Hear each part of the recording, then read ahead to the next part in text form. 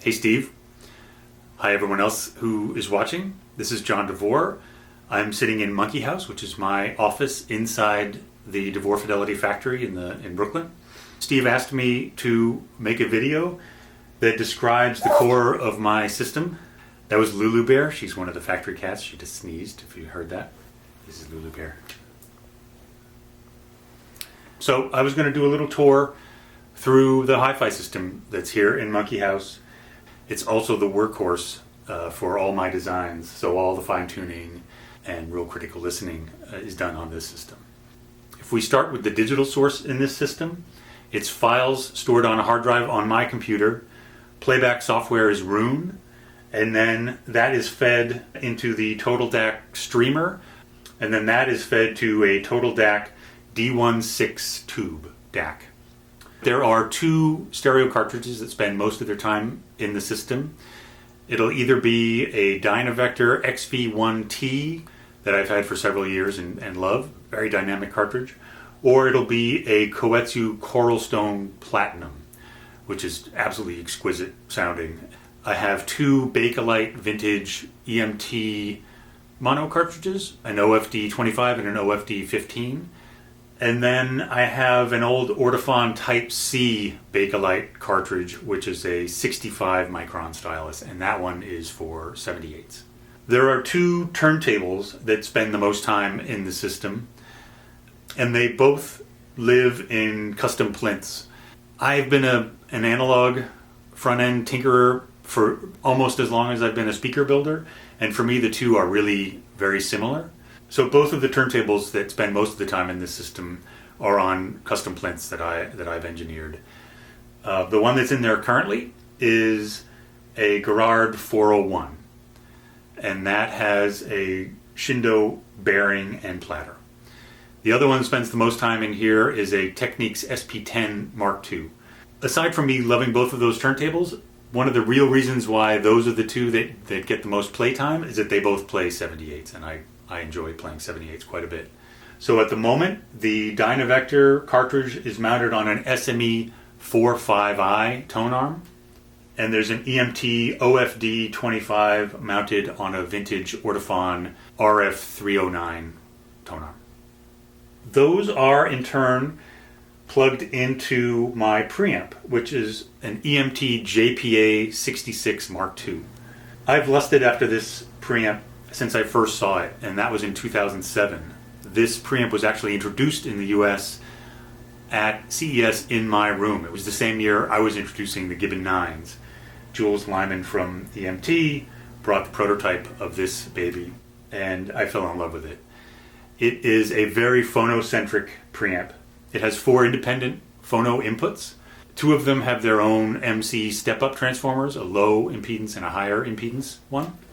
3 of the inputs are for moving coil. The third one is designed for your own outboard moving coil transformer. All 3 of those are infinitely adjustable for loading impedance and gain. And the 4th input is optimized for moving magnet. And that has variable gain, impedance, and capacitance. The thing that really sold me in 2007, however, was the infinitely adjustable phono EQ curves available on this. The whole center part of this is where that all happens.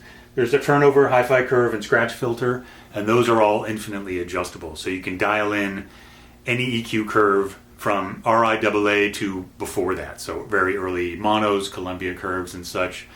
And of course, all the discs from the 78 era before RIAA had standardized. It's an all-tube unit. It has an outboard power supply, and it's transformer coupled, so the output is transformer driven. So that's the core of the system, which tends not to change. But then that is used to drive a power amp, and the power amp does change quite a bit in this system. At the moment in this rack, I've got 3 power amps that are among my favorites for the speakers that happen to be in the system now, which are the Orangutan O refs. And they are this one. This is the Tight ATM 300R, which is the most recent of the Tight 300B single-ended amplifiers. It's a beautiful amplifier. I've loved Tight for a very long time. I think their designs are gorgeous. They're beautifully built, great sounding, and they've been very reliable for us. Then in the middle here is an amplifier built by a friend of mine, Komuro, here in Brooklyn. And it's a single-ended amp as well, using 845 tubes. So it's putting out about 18 watts per channel. It is actually built on a very old prototype chassis of his that's almost more of a tango museum than it is an amplifier chassis. And I don't mean tango in the Argentinian sense. I mean tango in that this is an incredible collection of beautiful vintage Japanese tango transformers, output transformers, power transformers, chokes.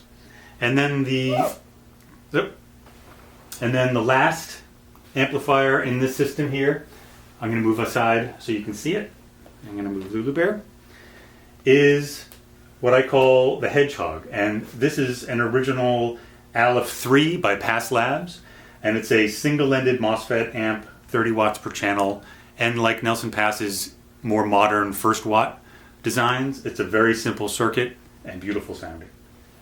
In addition to those two amplifiers, I've got two others that do duty in the system depending on what kind of speakers I'm using. And that is my high power tube amplifier. That's an Audio Research VT130 SE, which is a big 4 6550s per channel, 110 watt per channel amp.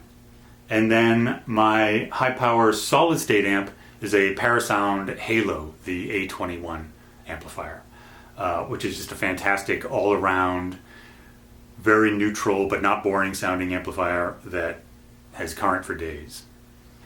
Cables, for the most part, in the system are by Auditorium 23, though I do mix in a couple of other brands now and then, and all digital cables are from AudioQuest. The system resides on this beautiful box furniture company rack. This is a big custom rack so that I can move all my amps and preamps in and out easily. And then this is the spillover rack over here.